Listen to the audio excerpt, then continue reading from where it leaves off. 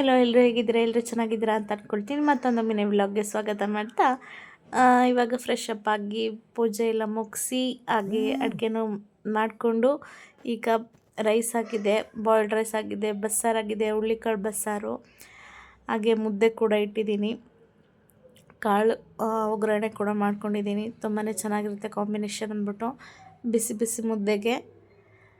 ಏನಿಲ್ಲ, ಮುದ್ದೆ ಮಾಡೋದು ತುಂಬ ಈಸಿ.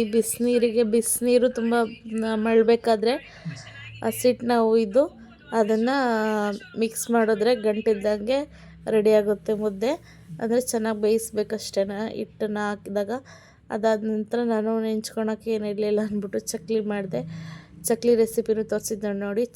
ಕಡಲೆನ ಸ್ವಲ್ಪ ಮಿಕ್ಸಿಗೆ ಹಾಕ್ಕೊಂಡು ಅಕ್ಕಿ ಹಸಿಟ್ಟು, ಖಾರದ ಪುಡಿ, ಹಾಗೆ ಉಪ್ಪು, ಎಳ್ಳು, ಜೀರಿಗೆ ಮತ್ತು ಸ್ವಲ್ಪ ಕಾದಿರೋದು ಎಣ್ಣೆ ಹಾಕ್ಕೊಂಡು ಸ್ವಲ್ಪ ಸ್ವಲ್ಪ ನೀರನ್ನ ಹಾಕ್ಕೊಂಡು ಚಪಾತಿ ಹಿಟ್ಟಿನ ಥರ ನಾವು ಸಾಫ್ಟಾಗಿ ಮಿದ್ಕೊಂಡು ಇಡಬೇಕು. ತುಂಬ ಕ್ರಿಸ್ಪಿಯಾಗಿ ಟೇಸ್ಟಿಯಾಗಿ ಬರುತ್ತೆ. ಹೀಗೆ ನನ್ನ ವೀಡಿಯೋಸ್ನ ನೋಡ್ತಾಯಿರಿ, support ಮಾಡ್ತಾಯಿರಿ.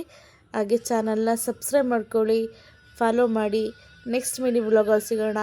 Thanks for watching. Bye.